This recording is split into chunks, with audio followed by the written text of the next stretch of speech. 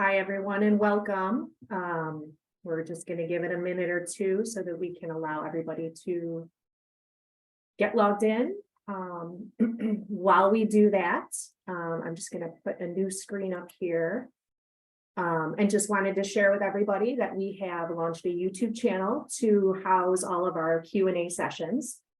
We do record each of these sessions, and we do try and make them available to everybody who registers, so that you can watch them and share them as needed. But now we have a YouTube channel that you can go out to and take a look at past sessions if you missed them. Share it with your peers if they need to watch. It'll give you a short overview of what each session is about, and then you can watch them and do that at your own leisure. But I wanted to put this up there so you can take a moment. You can scan the QR code, bookmark the space, and be able to use it as needed.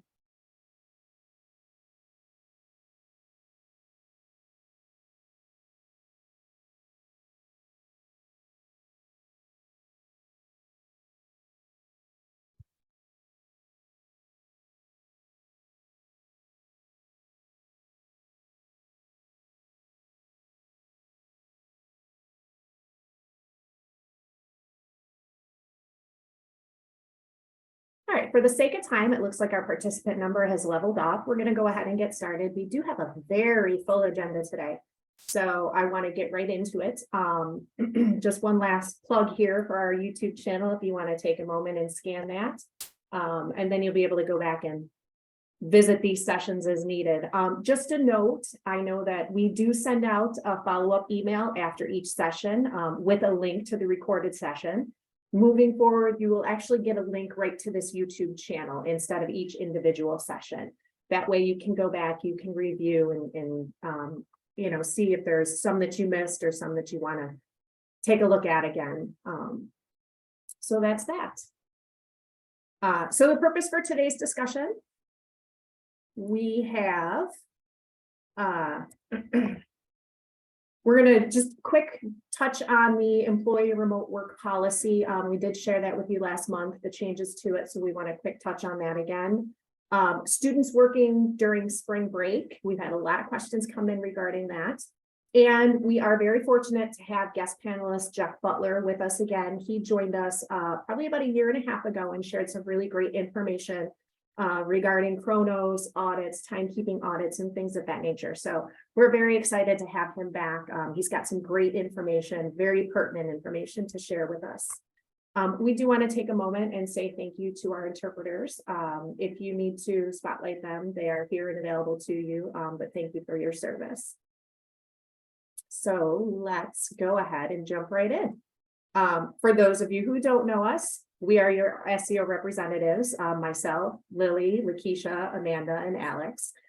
We did want to take a moment and share with you that Amanda will be going out on maternity leave in about 2 weeks.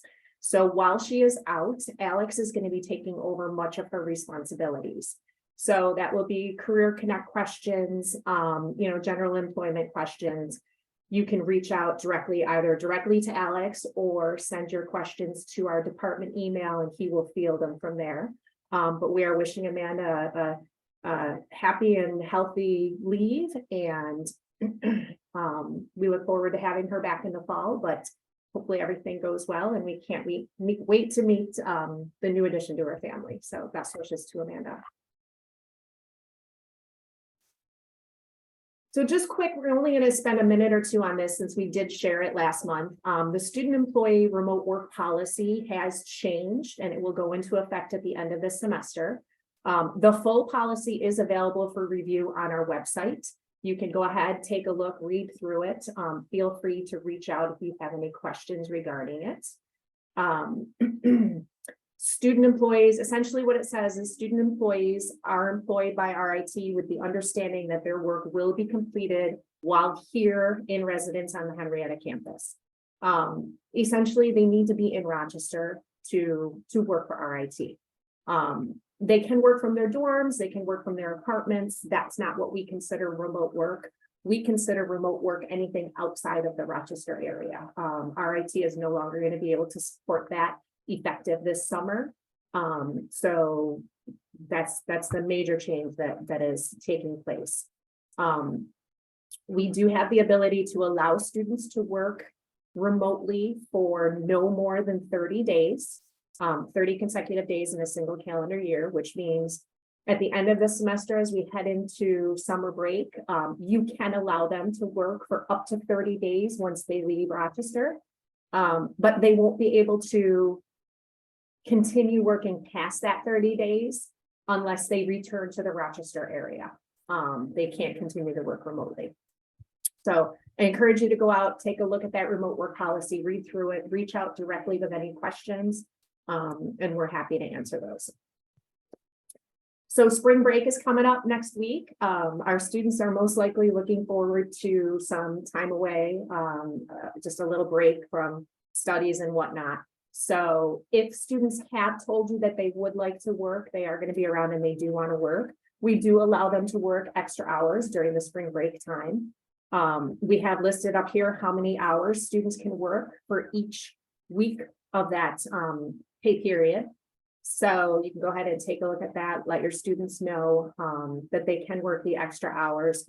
Just know that for our international students who generally receive alerts when they exceed the 20-hour-a-week limit, we are not shutting that alert off for that 1 week of spring break. So they will most likely receive the alert if they exceed 20 hours.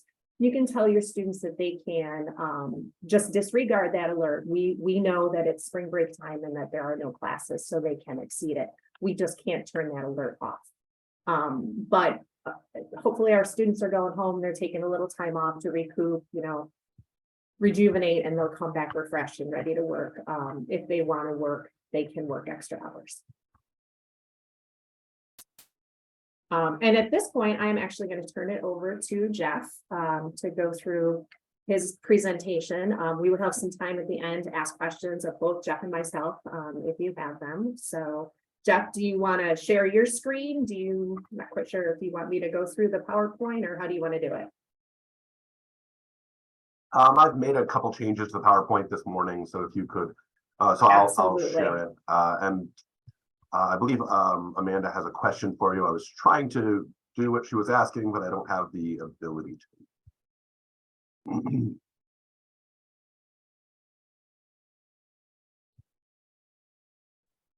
Thank you, Jeff. I sent you a message, Rach. Yeah. I got it. I see it. Sorry, I don't have that ability, Amanda. I looked. Yeah. Okay. No problem. Let me get in there. I will take care of that. Okay. And Jeff, you could go ahead and share your screen. Okay. Thank you for having me. This is actually one of the things that we love doing. Anytime, anyone on campus invites us out to their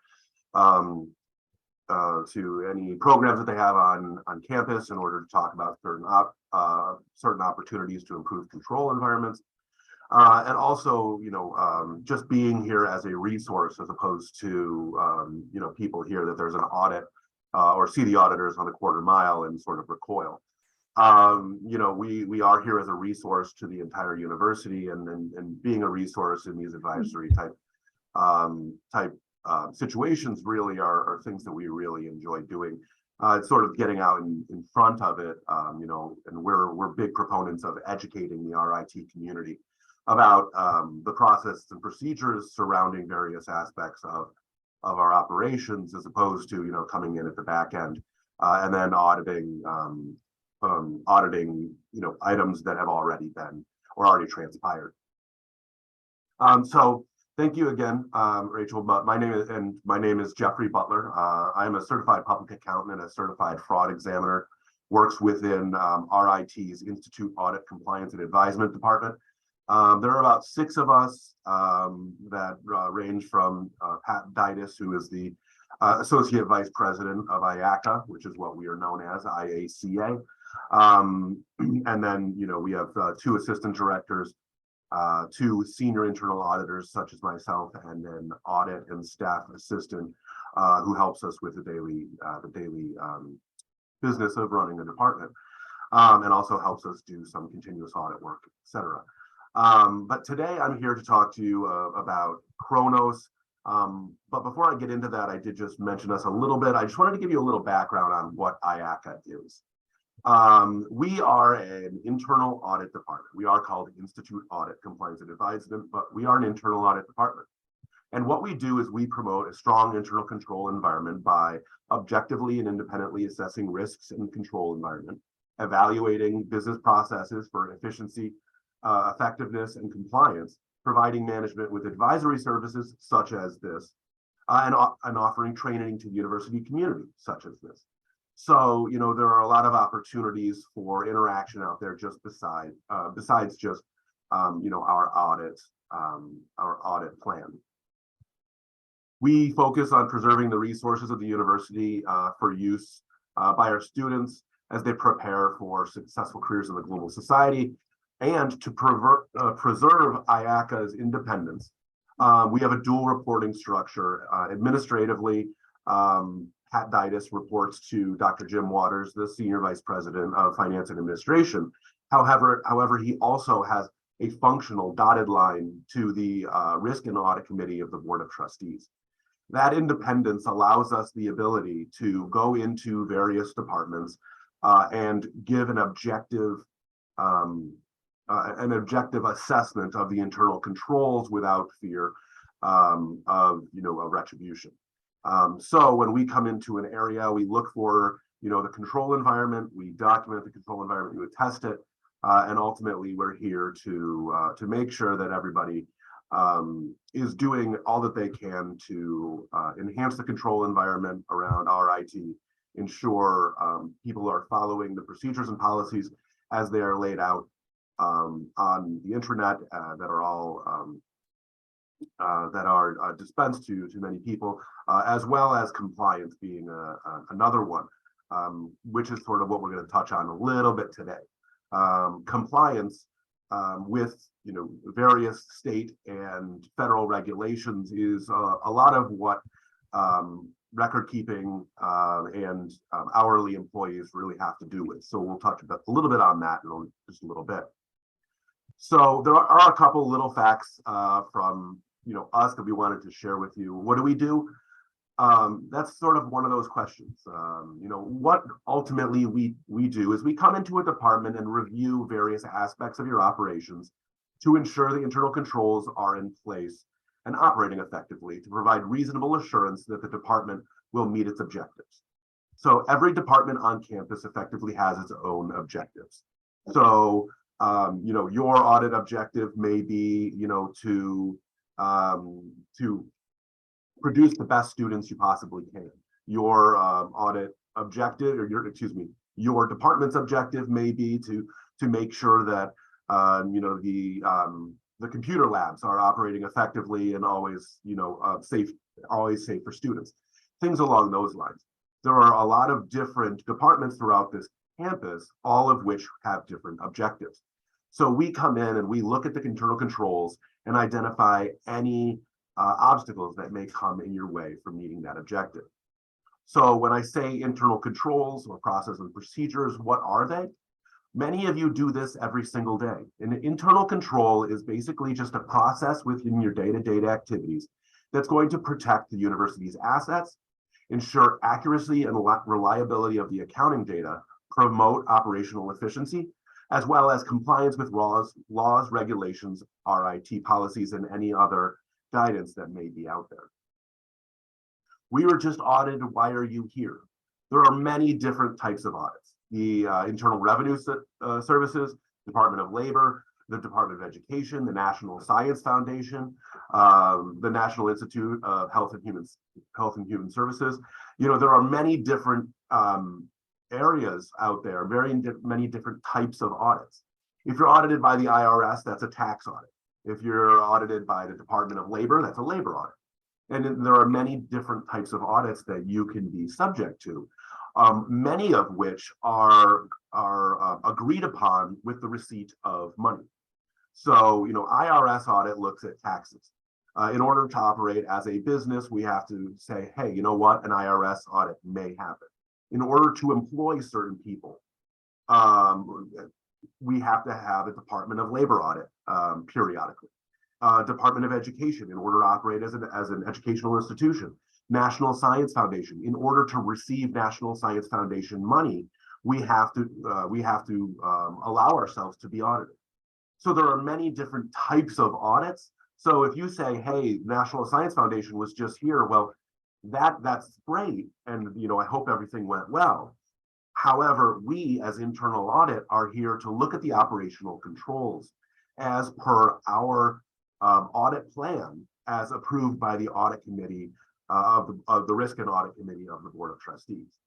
So, a lot of times we can come in and we can look at certain areas prior to an IRS, Department of Labor, and NSF audit. And what we're here for is to look at the operational controls and make sure that everything looks good, so that if an external party comes in and does an audit, then you're more well equipped to respond to that type of audit. However, we are internal. We are RIT employees. I get the same paycheck that you do. We are internal employees, but we have that objectivity that we are allowed based on Pat Didas, my AVP's dotted line to the Risk and Audit Committee of the Board of Trustees. So I just included this one in here because everyone's like, oh, there's so many audits. We actually got audited as well. So it sort of makes people feel a little bit more comfortable when I say, hey, you know what? Institute Audit just got audited. The Institute of Internal Auditors, the IIA, requires an external review or a quality assurance review to be performed at least once every 5 years. And we just had ours done in FY22. So we understand what goes into it. We understand the pressures that are involved with it, but we also understand that all audits have value. And it's what we take out of the audits that we need to focus on. So that's just a little bit on us. What I'm really here to talk about is Kronos time reporting. The reporting rules and requirements, they change so rapidly, and the internal rules and regulations also change every once in a while. However, it's important for us to understand that the laws and regulations are, as you can see, they flow downward.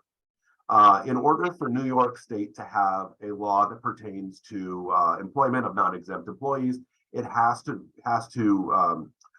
comply with the federal law, which is the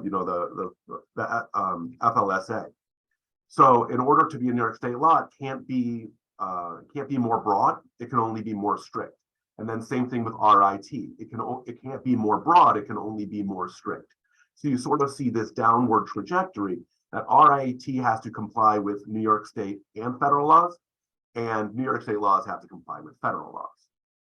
So when we look at these types of laws, and again, we're talking about laws. When we get to RIT, we're talking more rules, requirements, regulations.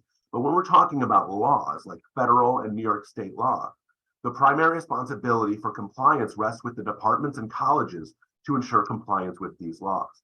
The RIT payroll office monitors various types of potential noncompliance. However, lack of contact from payroll does not necessarily imply that you are compliant. It is on the individual department and college level. Well, we in audit like to go to what we call the 3 lines model. The first line, the second line, and the third line. The first line is the individual employees within the departments of departments and colleges throughout the university. You are the ones that are sort of the first line. It used to be called the first line of defense, but they got rid of that. The first line is people who are doing the day-to-day reviews. And that's going to be you, anyone who is reviewing a non-exempt employee's time card. Then the second line is what we call, management, which would be the controller's office. And then the third line is internal audit. We're the ones that sort of look back and make sure that everyone is in compliance and that there are controls out there to ensure operational efficiency. But I just want to keep coming back that the primary responsibility for compliance rests within the departments and colleges. Timekeeping required by the federal and state labor laws. Again, these are laws that we monitor or that you should be monitoring for compliance. Management will sort of look over. That comes back to payroll. And then we look in our audits, because if the federal government or the New York State Department of Labor come in and they start looking at these things, we want to make sure that there are good controls in place in order to make sure that we are in compliance with any federal and or state labor laws of which we fall under. So employees must be paid for all time worked, and time must be recorded to the minute. Time should be entered timely, because not entering time timely raises some red flags about the accuracy of the time being input. And Kronos clocks ensure timely inputs, because using a swipe card, swipe in, swipe out allows for to the minute entry of time. And anytime there are retroactive edits or retroactive additions or deletions of time from Kronos, can cause some concerns and red flags, especially when it comes to meal periods, which are sort of a focal point of federal and state labor laws. Speaking of meal periods, employees are required to punch in and out for all meal periods, and lack of a full 30-minute lunch, if worked greater than 6 hours over a meal period, is something that would raise a red flag. All non-exempt employees are required to be given an uninterrupted 30-minute meal period for every work period over greater than 6 hours that they receive. And then there are also stipulations about when these should happen. I'm not going to go into it right now, but for instance, if you start your greater than 6 hour shift starts before 11 a.m. and extends after 2 p.m., you're required to have that 30-minute break between 11 a.m. And 2 p.m. So, there are requirements that we need to make sure that we're compliant with, because it's not just RIT saying, hey, we would like it if you do this. This is the federal government and New York State labor laws saying we need these. Ultimately, most of these labor laws are enacted to make sure that non-exempt employees, whether working for RIT or working in a factory or wherever they're working, are guaranteed adequate breaks throughout their day. Time in Kronos should reflect actual time worked, not estimated time worked or expected time worked or what you think it was. Kronos should reflect the actual time worked. So Kronos time clock, as I'm sure most of you have seen, these are the Kronos clocks, an example of Kronos clocks that are throughout the university.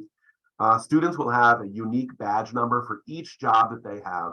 A combination of their Oracle number and their job number must be manually entered into the time clock by keying the number and then pressing enter. This must be done at clock in and clock out. And then students having multiple on-campus jobs can lead to punching in the incorrect number for a job. So it is important when an individual is reviewing, such as you as a student employee reviewer, to make sure that you are looking for all punches that should be there, as well as punches that should not be there.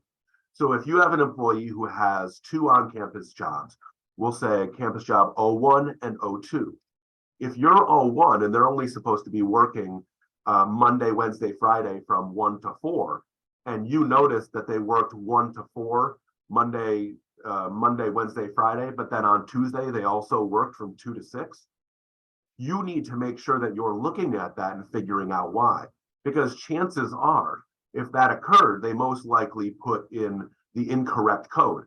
Oh, it's Tuesday, I should have put in 02, but I actually put in 01 on accident. So you should be looking for anything that is there, as well as anything that shouldn't be there may need to be removed. When you're looking at a time clock, it's pretty easy to see, but it is important to understand what their time is supposed to be, and then looking at that.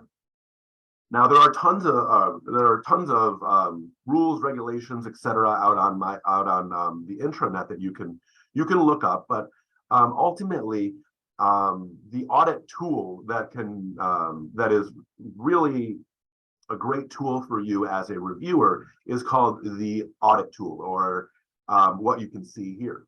If you go into the audit trail, you're going to see every single transaction that has occurred within a certain period. So in this was January 24th, 2020. I went back to into a time clock in order to find something that I was looking for. So this can be found by going into Kronos, going to the bottom of your Kronos time record and clicking where you see tools, accruals, and audit. Clicking on the audit. By looking at that, you're going to have a bunch of information pop up. So what we see here is the date and the time and the type of instance that occurred on the left-hand side. Now, what those are what I call time clock time. So each one of those is a time that is input onto the time card. So if you look at this person's time card, you should see a punch at 11:09, another punch at 1:51 p.m., and another punch at 2:57 p.m. on January 24th, 2020. They most likely also have one before that. But then you can also see on January 27th, this person also had an in, out punch. And you can see that all of them were at least 30 minutes when you look at their what would be their meal times. So when I look at this, the things on the left, okay, there's the information what's going to go onto the actual time card. However, there's also additional system data that you can see on the right side. This is what I call the edit data. The edit data is the date and time of which an entry was actually made. Typically, when you use your swipe card, you're going to see in the user, you're going to see a super user Kronos device. And then that is the device that the individual who is putting their time in this instance, the student is using that device in order to enter their time. So you can see this device was 700101. If you look at the link that is on the page, rit.edu/fa/controller/find-clock, you can see that this is the first floor of Golisano in the southwest corner of the entrance. So that is where that person swiped in. So if that was in Golisano, however, I'm over in Eastman, that's a possibility. They probably shouldn't be using that. Based on what I can see here, I can see that this person has been clocking in at Golisano. I'm not the supervisor, but based on this, I can assume that, that's where they're supposed to be clocking in. However, then at the bottom there, you can see an 870101. That's the Center for Student Innovation. So that is actually a different building. So if they're supposed to be clocking in at the clock that is closest to their location, their work location, then is that appropriate? Now, there are instances where this can happen. I've worked with a number of students or audited a number of areas with students who work around. They may work in the college IT area, and they say, hey, you know what? I'm going to start at 3 p.m. And when I start at 3, or I'm going to clock in where I normally clock in. However, I have my last appointment of the day is at 2:45 p.m. and it's over in the Center for Student Innovation. So I'm going to go over there and I'm going to use the clock that is closest to where I finished work. That is appropriate. That's what they're supposed to do. However, this is upon the departments and the reviewers to look at this audit detail and make sure that it's being done appropriately. Because we're talking just about students right now, students typically only have one method of inputting their time, and that is the Kronos time clock. However, if they are emailing to say, oh, I missed a clock, things along those lines, it's important to make sure that you are documenting that, which we'll get to in the next slide, but to make sure that you're making sure that they are entered timely as well. So, few issues to be alert for. Canned punches. Especially on paper time cards. When we talk about canned punches, somebody that says, oh, I worked Monday, Wednesday, Friday, 1 p.m. to 3 p.m. 1 p.m. to 3 p.m., 3 p.m. to 3 p.m., 1 p.m. to 3 p.m. That indicates canned punches. So that would be somebody who comes in. Are you actually there at exactly 1 p.m. or are you there at 12:59? Sometimes you'll get there at 1:02. So I'm not saying that you can't sometimes be there at 1 p.m. on the dot, but what I am saying is we just want everything to be entered accurately and to the minute, because that's what the law requires. Be alert for rounding to the 15, 30, or 45-minute increments, especially on paper time cards. It's real easy to look at the time clock and say, oh, it's 1:12. I'll just say it's 1:15. Or, hey, it's 1:12. I'm going to round back to 1:10. We want to know, what are they actually doing? Because if they say, oh, it says 1:15, I'm going to round it back, my in punch back to 1:10. That's 5 minutes that they're going to get paid for that they didn't work. And then if it goes the other direction, it's 1:12, and they say, oh, it's 1:15 that I got here. That's 3 minutes that they should have been paid for that they weren't. So that's why it's important to enter time to the minute, which is why paper time cards have sort of moved out of the way, and they're really few and far between, my understanding is, on campus, because you have paper time cards and they have to be entered into Kronos, and then there are just a lot of extra steps there, especially since any of those paper time cards need to be held for 7 years. Working greater than 20 hours a week. Rachel touched on this earlier. Because we're heading into a break, things are changed a little bit for this coming week and next week. But if you're working greater than 20 hours a week, that can be a problem. For domestic students, it's an RIT policy. The policy as our RIT is that you are a student worker. You are a student before you are a worker. So they limit the amount of hours that you can work in a week because the focus should be on your education. Now, whereas that resonates with all students, domestic and international, international students also have a visa compliance issue.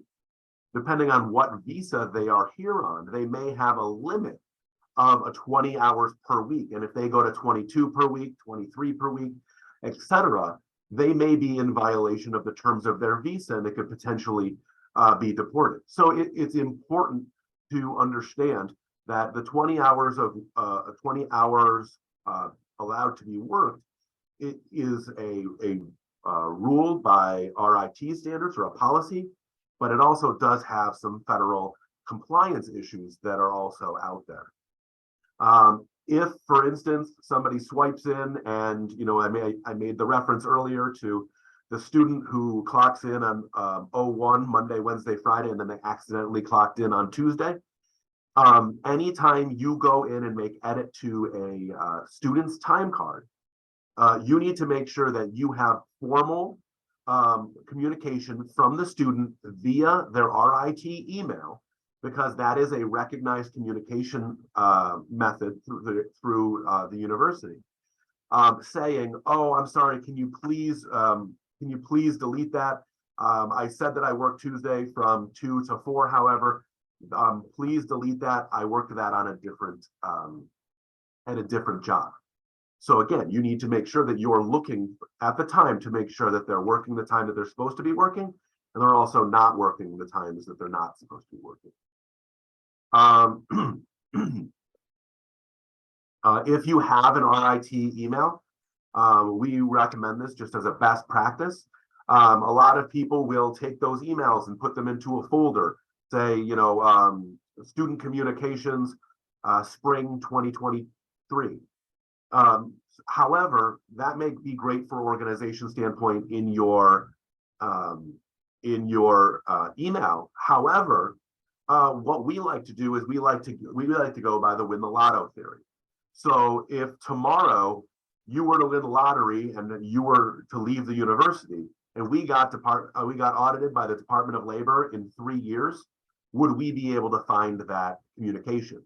So when that happens, we typically say, if it's an RIT email that this communication is coming through, consider retaining that communication on a shared drive. and having a shared drive where these communications are located, so that when you win the lotto for $500 million, the people who take over your job after you leave to go spend your fortune, that we can find that in the event of an audit or something is questioned. That's just, from a process documentation and a document retention standpoint. Supervisor sign-offs. Sign-offs on all time cards, including time cards with 0 time recorded, because it locks the record.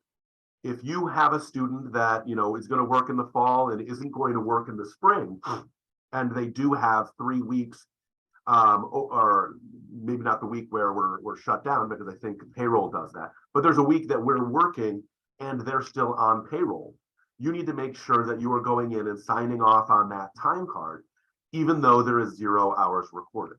So some people will actually process the termination in Kronos from the end of a semester and then redo it in the beginning of the semester. However, if someone goes on co-op and you don't terminate them, if someone leaves for a certain amount of time and you do not terminate them for some reason, you need to make sure that you are still signing off on their time cards, even if there is 0 time recorded, because that is what locks the time card. Anytime that you sign off on anything, but we're talking primarily about Kronos right now. Anytime you sign off, it's not just saying check the box. Anytime you put your name next to something, you are saying that you have reviewed the time card and the record is correct and accurate. So anytime you put your name on anything, you're saying, I acknowledge this. So, that makes it extremely important for people who are going through and reviewing multiple time cards to make sure that you're looking at the time cards to make sure that everything is correct and accurate before you sign off on them. And as I mentioned earlier, making sure that you're looking for things that should be there, as well as things that may not be there. And then finally, a few more time card red flags. Students clocking in for each other or clocking in for a time not worked. Does the time recorded coincide with what you expected them to work or what they were known to have worked? This is something that it's important for you to communicate regularly and openly with your student employees. There are graders who will work from 10 to 11 p.m. because they're grading grading homework or grading tests or something along those lines. We understand that. However, if it's a student that's work hours are going to be from 8 a.m. to 10 a.m. And they're for some reason clocking in at 8 p.m., is that what you were expecting them to work? Because you need to know what they're expected to work and also what they ultimately end up working. Employees should be using a time clock that is closest to these are red flags that you should be looking for. Employees looking or using a time clock closest to their parking spot or on campus residents as opposed to the clock closest to their workspace. We've seen this.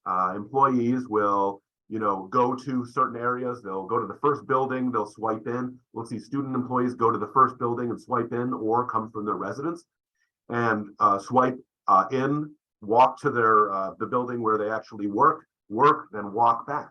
If it's a 15-minute walk each way, and this student swipes in at their residence, swipes out at their residence, that's 30 minutes per shift that they're getting paid for which that they're not actually working. So, it's important to understand what clocks they're using and making sure that it's actually the closest one to their workspace, not a campus residence or the closest to their parking lot. And then employees working long shifts. If any employee, student or otherwise, works greater than 10 hours continuous, including meal breaks, or if there happens to be, an hour in there in between, these situations may require additional amount of pay, known as the spread of hours rule, and there may be other situations such as split shifts and things along those lines that may apply. Any instance in these types of, any situations like this, you should contact payroll when these situations occur to make sure that any amount of pay that is being paid to the student or to the employee is appropriate given their wage and their position within the university. So that's everything that I have. Does anybody have any questions? Oh, Jack, we have a few questions that came in while you were speaking, so we'll get to Okay. those in a couple minutes. I have a couple things that I'd love clarification on from you. And then a couple of things that I just want to touch on to elaborate a little bit. First off, the students clocking in using the time clock. As their supervisor, it is very important when you're onboarding your student to physically show them where the time clock is that you want them to punch in at. I know in our office, we have our new students take a walk with our existing students, and our current student employee will show them where the clock is, how to punch in, how to use their badge number, etc. So it is really important that you do that. You take the minute to do that while you're onboarding your student. Then there's no confusion as to where or when or how should the student be punching in. International students and visa violations. This is something that is monitored by our office, myself specifically.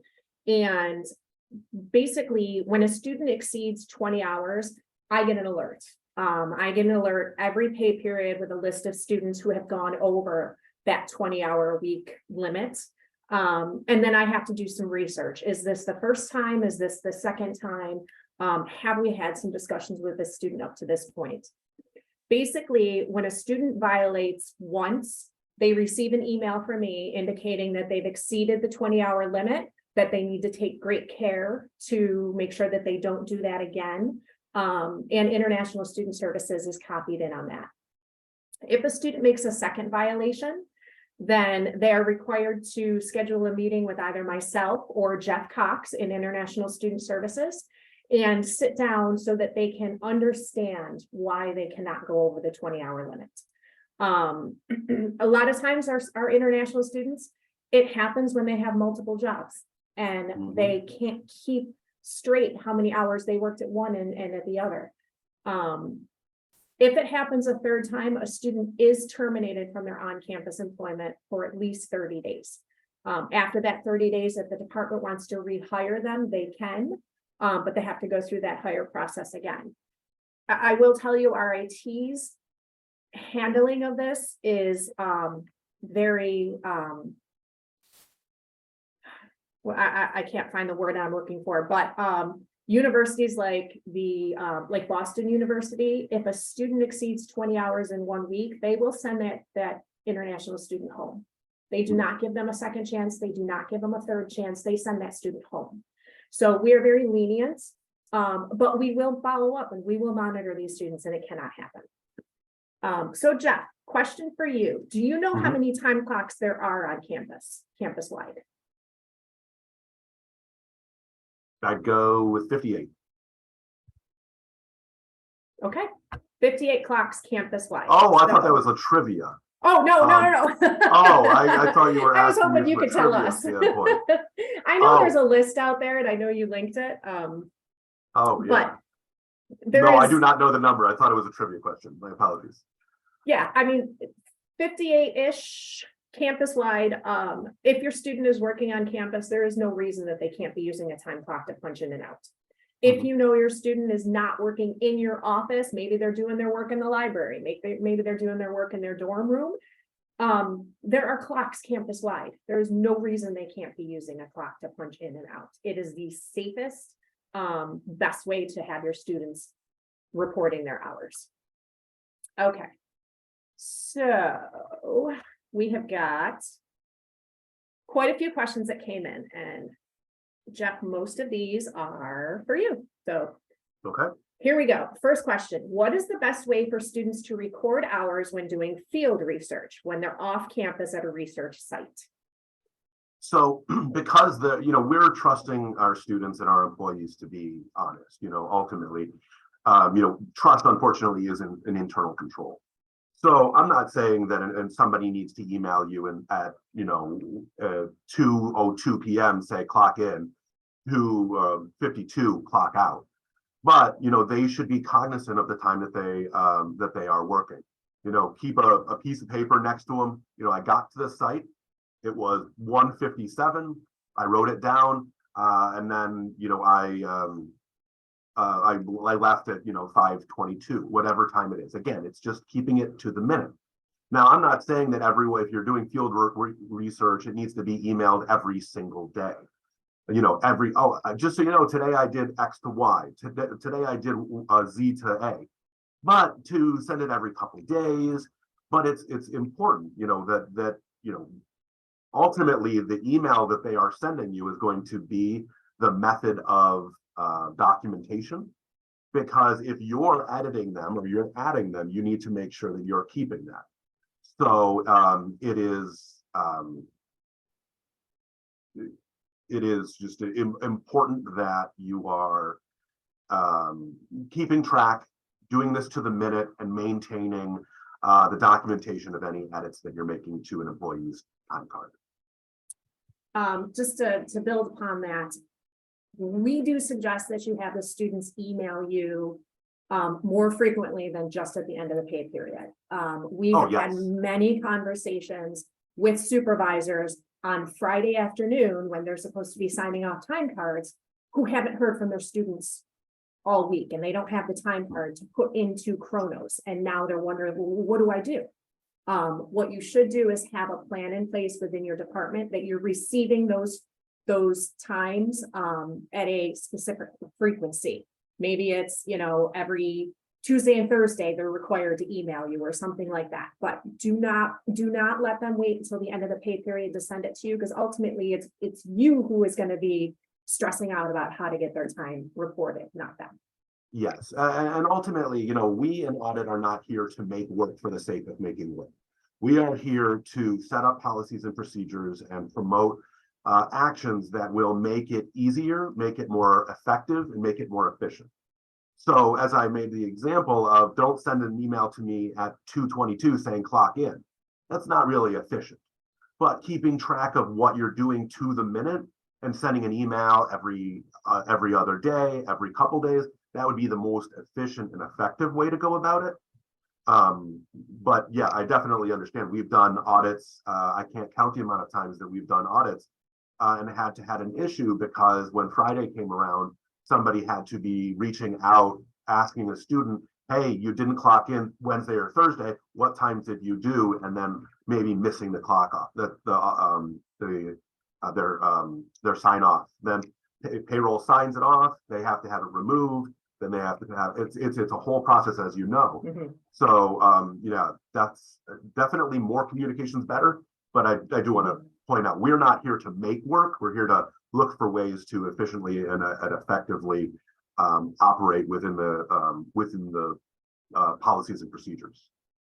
And I will say there is no department that is exempt from getting a time card audit from Institute Audit.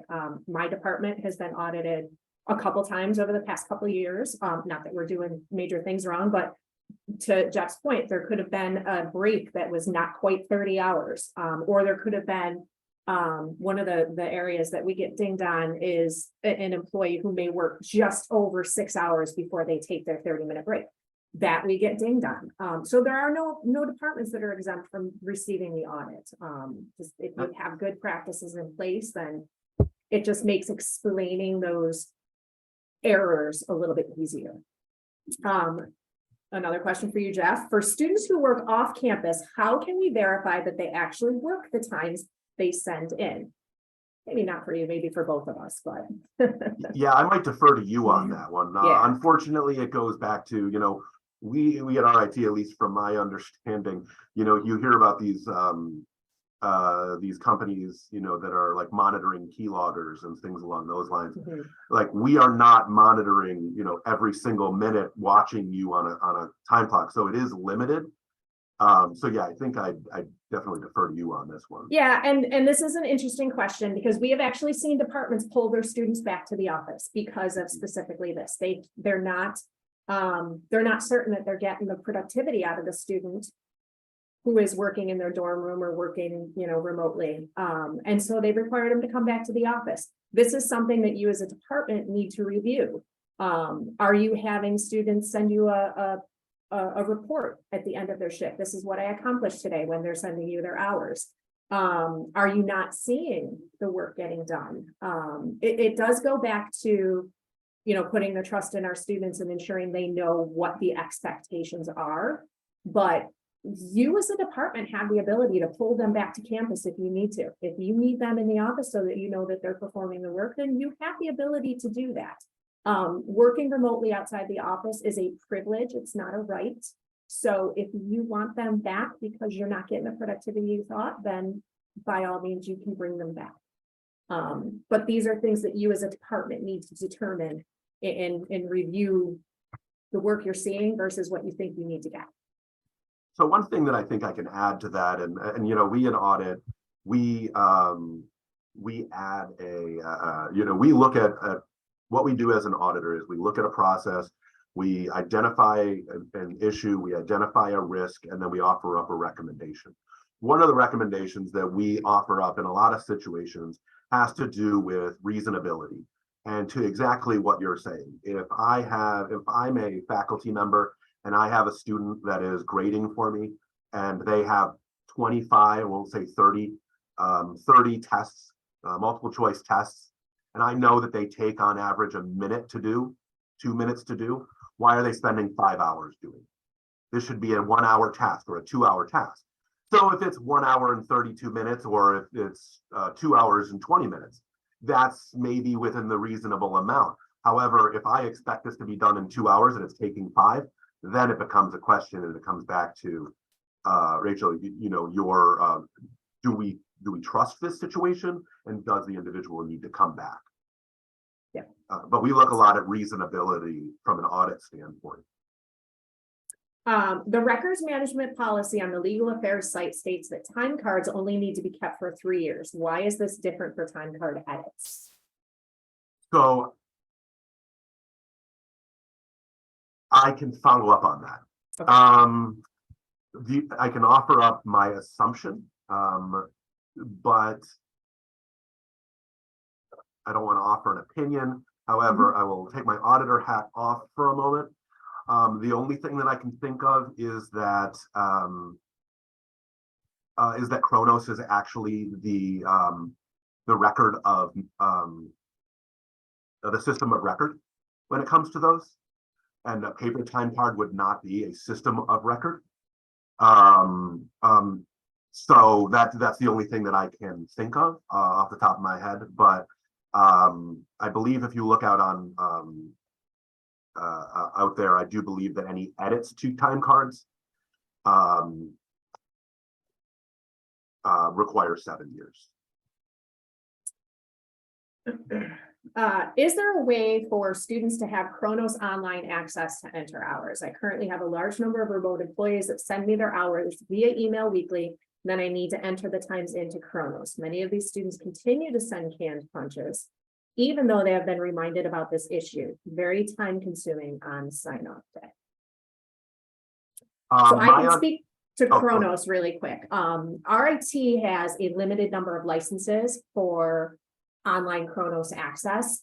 And as of right now, those licenses are restricted to employees who are truly working remotely, meaning they are outside of Rochester in a situation where they can absolutely not get to a time card, especially for students. Students, they have to have been reported as working remotely in order to qualify for that online Kronos access. For students who are working in Rochester but not on campus is a different story. They will not grant the access to an online Kronos system for those students.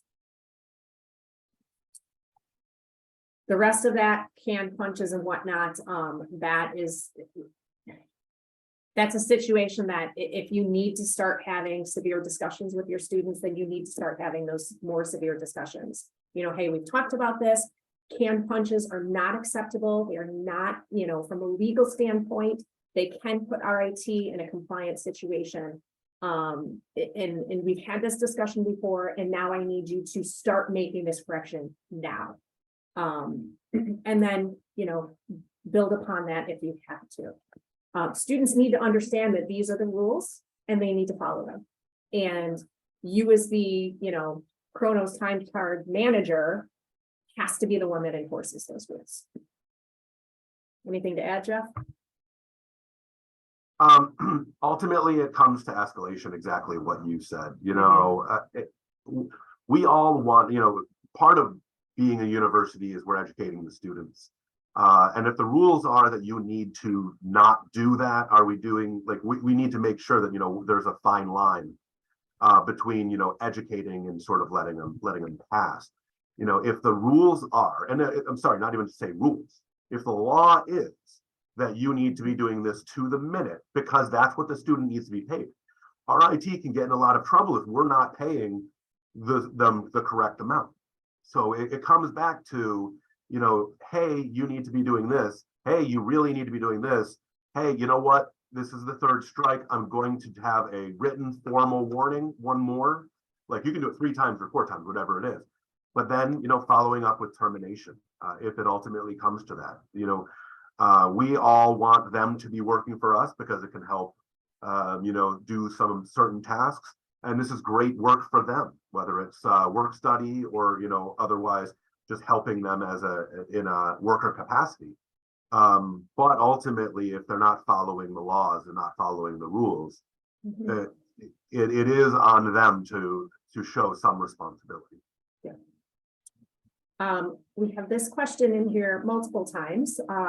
Is it okay for students who work off campus to use a Google spreadsheet to record their time worked, and then the supervisor manually input those hours from the Google spreadsheet?